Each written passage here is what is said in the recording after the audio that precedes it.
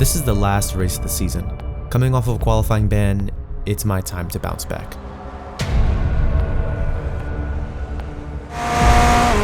Pedro de Oliveira is the qualifying master.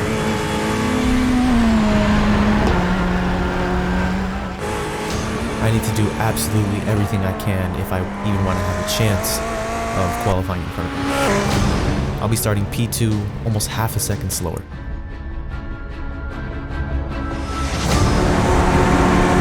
I punched the gas as soon as I could to catch a slipstream going into turn 1.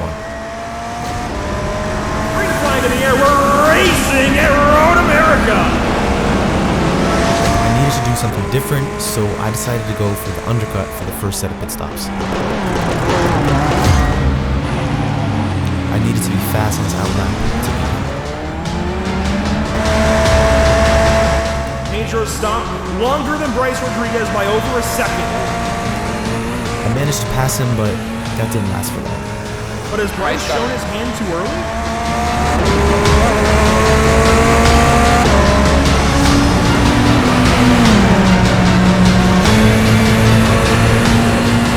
As this happens, here we go. I think Pedro finally got sick and tired of waiting behind Bryce Rodriguez. After this, my tires started to fade, and I had another problem on my hands. Pressure from the reigning champion Zampellini behind. He wants this second place as bad as I do.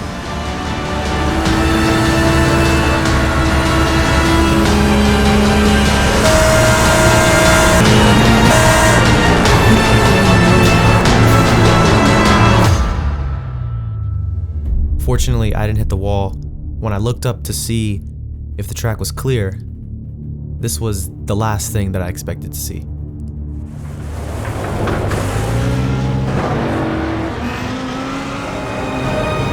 It's not often that you see a driver perform an act of sportsmanship of this level. Even though he made a mistake, which we all do from time to time, it's what he did after that shows his true character. But Fabio Zampellini waits for Bryce Rodriguez, who was sent nearly to the tire barriers. Lets the 299 get righted, get back going, with just enough time for them each to hang on the third and fourth of the racetrack. That, I think, speaks volumes as to Fabio's character as a race car driver.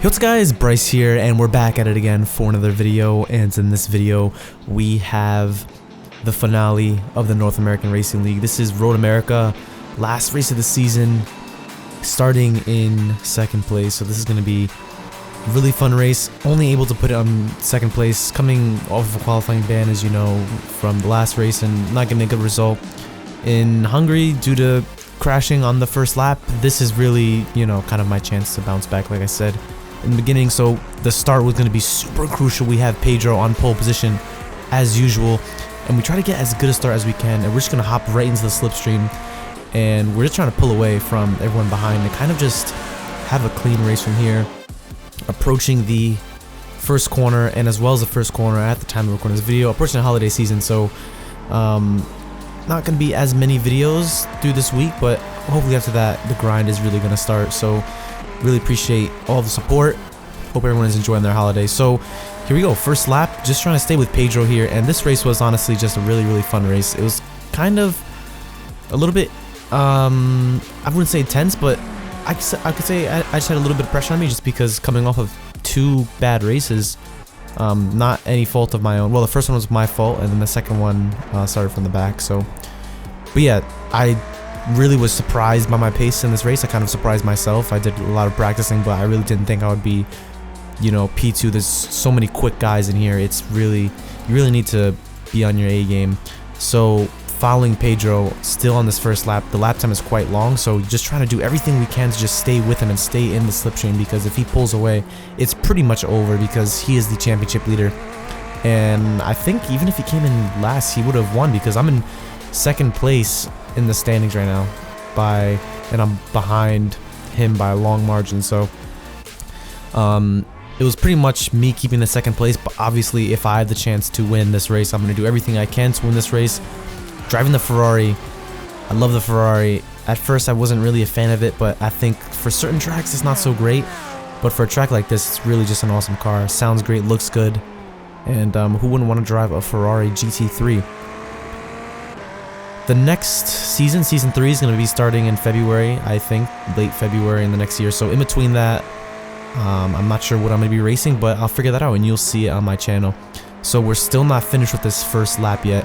Coming to the first lap, we are very close to Pedro in front of us, and Zamperlini's hanging on behind, and then we have a few other cars behind. So really important that we just, stick with and just try to maintain this gap, because the slipstream is crazy. And as we're slipstreaming him, we're actually saving fuel, a lot of fuel actually. So there's 2 pit stops in this race, and this is the first pit stop right here.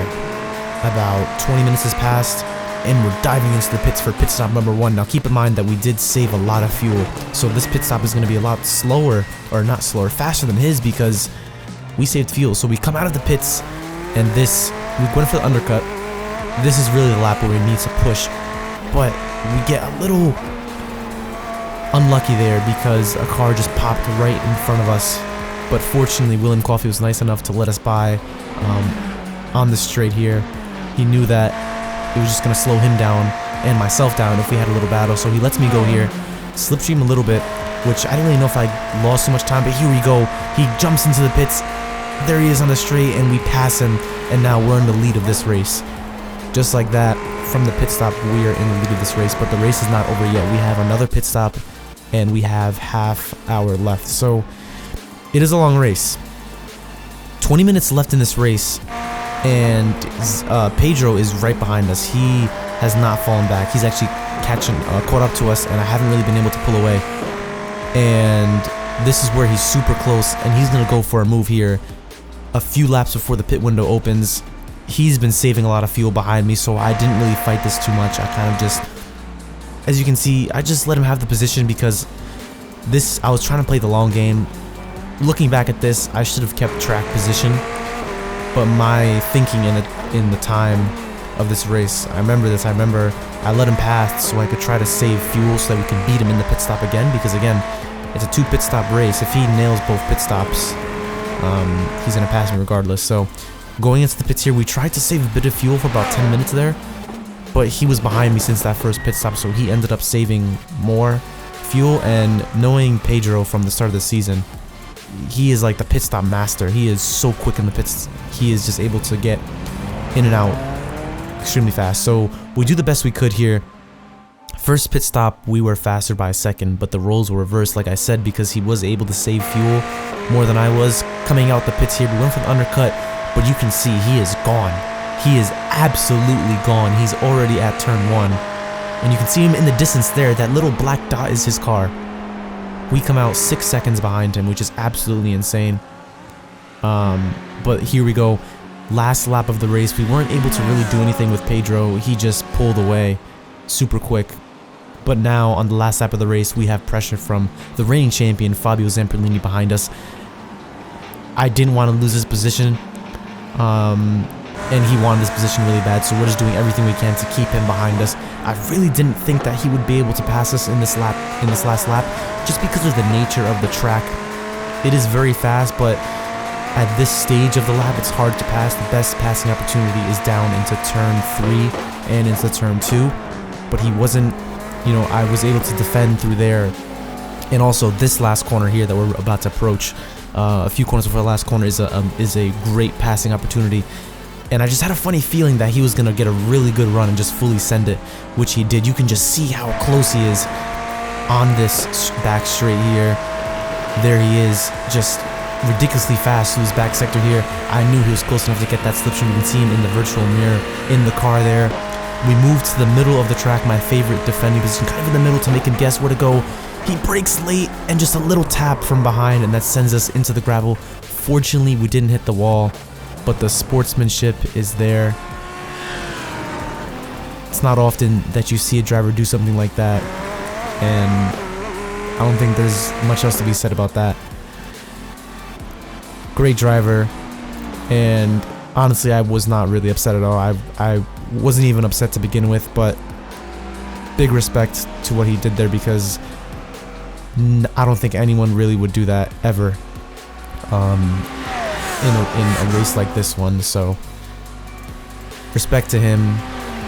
And that is the race. We came in P3.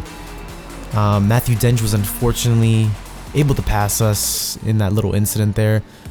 But yeah, we all make mistakes. I've done that plenty of times when you're just behind the driver, super close, and you just brake just a tad bit too late because you can't really see the brake markers when you're literally on his bumper. So that is Road America, the finale. Hope you guys enjoyed this video. Hope you enjoyed the intro as well as just the race highlights itself. You'll be seeing a lot more videos from me in the future. Hope everyone has an amazing Christmas, and I'll be posting a video hopefully before the new year. And that was a fun race, so thank you guys so much for watching, and I'll see you in the next video, guys. Bye bye.